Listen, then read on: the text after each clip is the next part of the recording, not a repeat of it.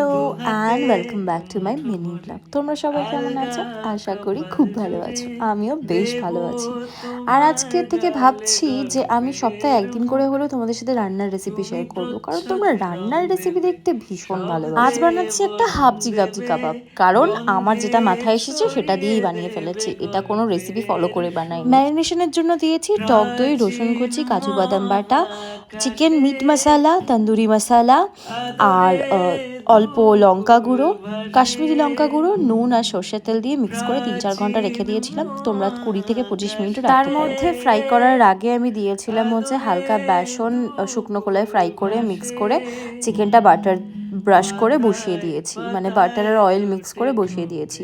আর এদিকে একটা সুন্দর রায়তা বানিয়ে নিচ্ছি, পেঁয়াজ, শসা, টক দই আর হালকা চাট মশলা দিয়ে রায়তাটা বানিয়েছি।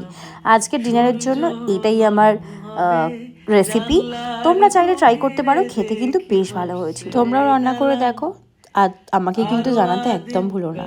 আচ্ছা, তবে অ্যাকচুয়ালি দেখা হবে নেক্সট ভিডিওতে। টাটা।